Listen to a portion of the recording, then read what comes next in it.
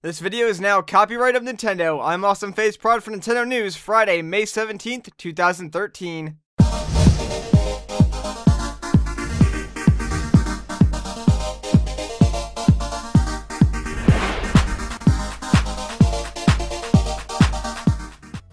Alright, so we had another quick Nintendo Direct today and a few new things were talked about. Some other stuff was expanded upon, so let's just take a look at it and get into it. First things first, Nintendo and Sega have partnered up to bring us not one but two new games. Mario and Sonic at the 2014 Olympic Winter Games. Intuitive gameplay. In addition to returning events, such as skiing and snowboarding, we have added figure skating pairs. And a Nintendo exclusive Sonic title currently known as Sonic Lost World. New Super Luigi U will be getting not only a digital release, but a standalone retail version. The downloadable version will be $20 and the retail copy will be $30. This DLC is releasing on June 20th. In New Super Mario Bros. U, Nabbit was a character that stole items from Toad's house, and players would chase him in different stages.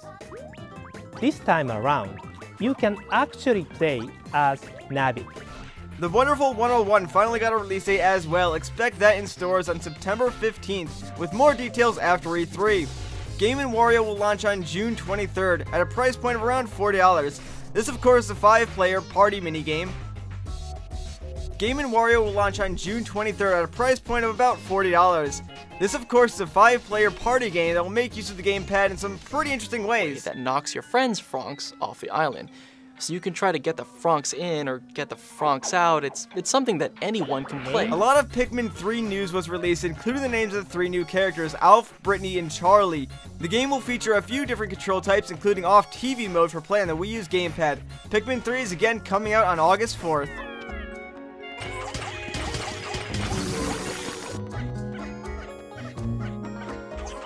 Resident Evil Revelations was originally released on the 3DS a while ago, but Capcom seems to be making the jump over to the Wii U. It of course will feature updated HD graphics to take full use of the system powers, and the gamepad will serve as a top-down map of sorts. So that you can immerse yourself in the world of Resident Evil without interrupting your game progress. You can also play the full game with just the gamepad. And that was just the Wii U news. Now let's go over to the 3DS stuff. In addition to the previously mentioned Sega titles, the partnership with Nintendo expands onto the 3DS eShop as many Sega Game Gear titles will start to make their way onto the service. You can expect games like Sonic the Hedgehog 1, Sonic the Hedgehog 2, and Sonic Blast. It's important to note that these are the Game Gear version of the game and not the Genesis Mega Drive versions. Donkey Kong Country Returns 3D will barrel blast its way onto the 3DS eShop on May 24th. Aside from being optimized for portable play, the game will include 8 new unlockable levels, with a theme from the original 8 worlds. Original version of the game. Each of the 8 new levels in Cloud Gateway are based on one of the 8 worlds from the original game and contain challenges that you'll only see in this version. The Legend of Zelda Oracle of Ages and Seasons will release on the 3DS eShop on May 30th. These two games, originally designed to be linked together, will bring that feature back to life in this virtual console release.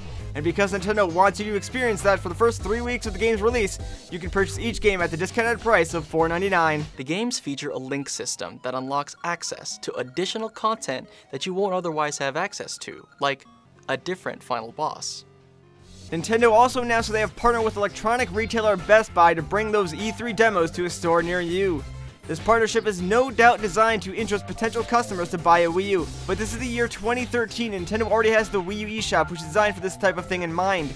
While I think it's a good idea to use the demos to drive hype for a game, it's a really poor choice on Nintendo's part to limit these demos to on-store locations only, rather than having them release on both the eShop and on demo kiosks for those who don't own a Wii U. Not to mention, those who live outside the US might not even get a chance to play these demos at all. And speaking of bad decisions on Nintendo's part, it appears that Nintendo has started Content ID flagging Let's Play videos across YouTube. For those of you who are unaware, Content ID flagging basically means that the content creator, such as myself, are no longer allowed to earn ad revenue off of that particular video, and instead any revenue generated goes directly to Nintendo. While legally this isn't wrong of Nintendo, it's still kind of a slap in the face to those of us who dedicate countless hours to produce high quality content, praising Nintendo for their often excellent work in games. Nintendo issued a statement about this problem, but from the sound of it, it seems like they don't fully understand the repercussions of their actions. Here's to hoping this gets sorted out quickly and won't put your favorite Let's Players out of a job. And that's going to do it for this week's episode of Nintendo News, but if you want to listen to me talk some more, you can check out my channel. There you'll find an ongoing Let's Play of Paper Mario for the Nintendo 64. Anyways, I've been Awesome Face, proud for Nintendo News. Have a great day.